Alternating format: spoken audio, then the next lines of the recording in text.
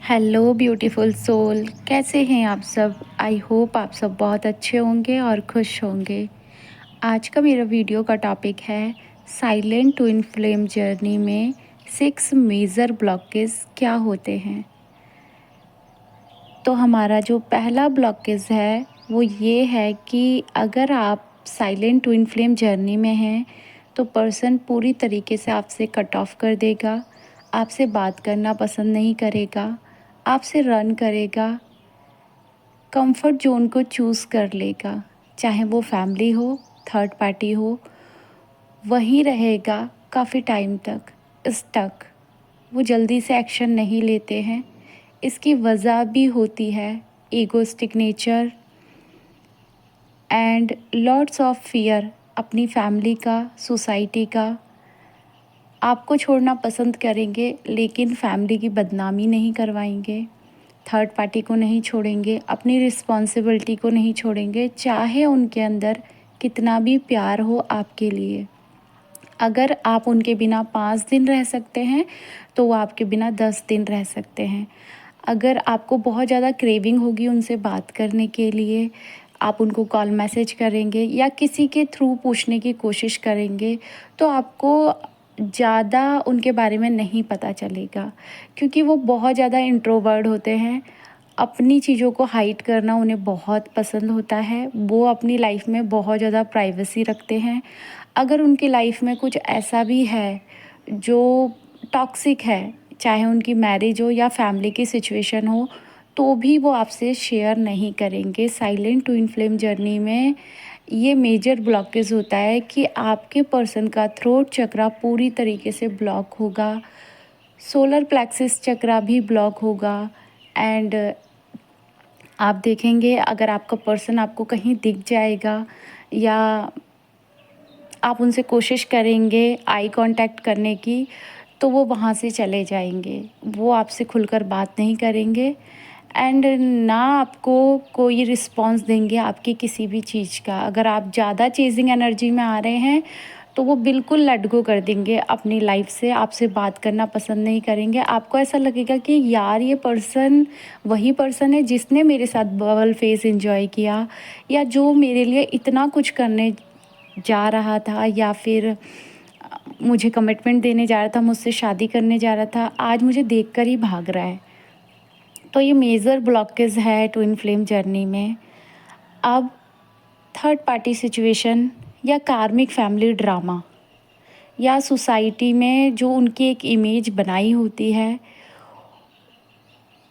उस इमेज को बनाए रखने के लिए वो इतने ज़्यादा ईगो में आ जाते हैं कि अपनी फेमिनाइन को ठुकरा देते हैं, चाहे उन्हें कितना दर्द हो रहा हो। जब तक कि वो डार्क नाइट ऑफ सोल को फेस नहीं करेंगे, डिवाइन के थ्रू उनकी अवेकनिंग स्टार्ट नहीं होगी, सेल्फ रियलाइजेशन वाली एनर्जी में वो नहीं आएंगे, जहाँ पे उन्होंने गलतियाँ की हैं उनसे सबक नहीं सीखेंगे, तब तक एक साइलेंट ट्विन फ्लेम वापस नहीं आते हैं।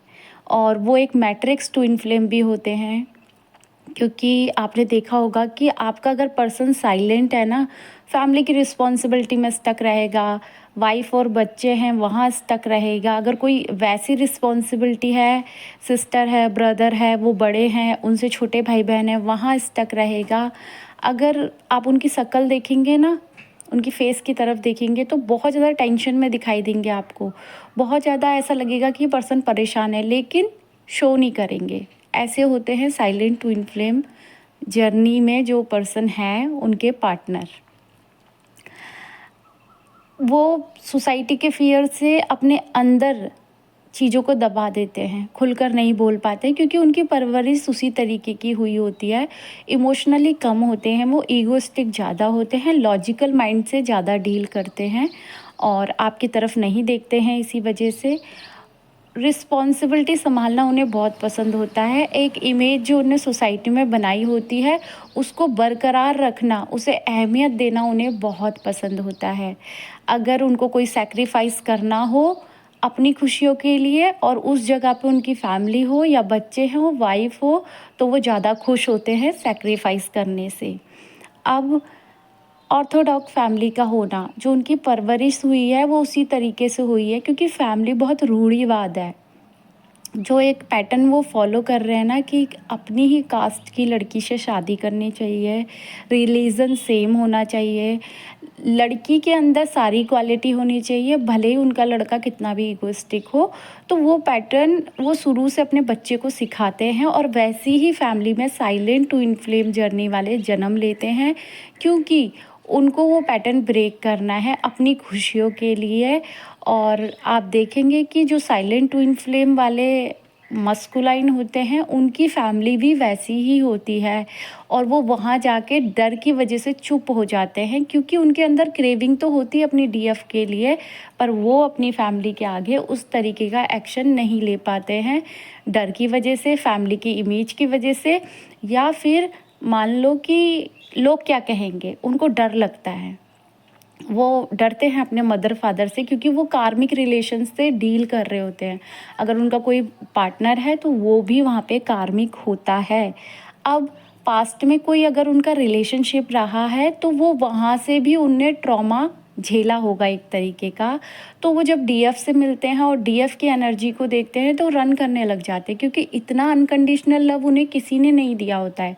इतनी तारीफ़ या इतना ज़्यादा केयर करना, सपोर्ट करना किसी ने नहीं किया होता है। तो वो सोचते हैं कि यार ये मुझसे बहुत प्यार करती है, मैं इसका दिल नहीं दुखा सकता और मैं इसे छोड़ दूँगा। अगर ये मुझे छोड़े उससे पहले मैं ही इसे छोड़ देता हूँ।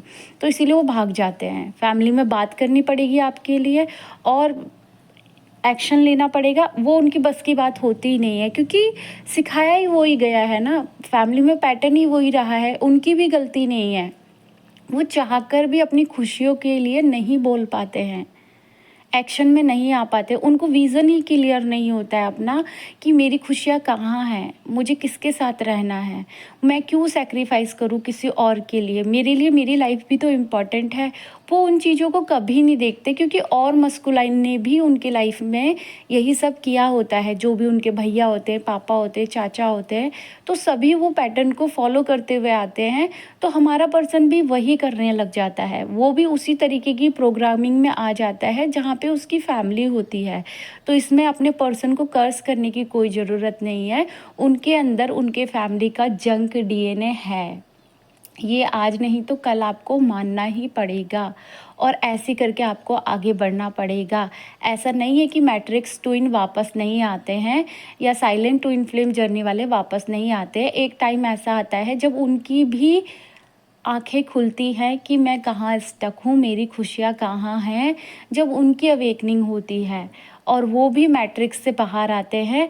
जिन चीज़ों को वो बहुत ज़्यादा अहमियत दे रहे थे, एक-एक करके वो चीज़ें भी उनसे दूर होने लगती हैं।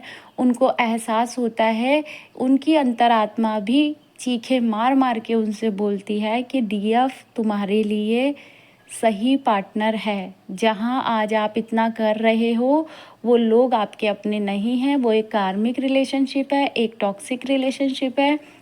आप इसे कितना भी बैलेंस कर लो, कितना भी कुछ यहाँ पे कर लो, यहाँ पर आप नहीं रह सकते।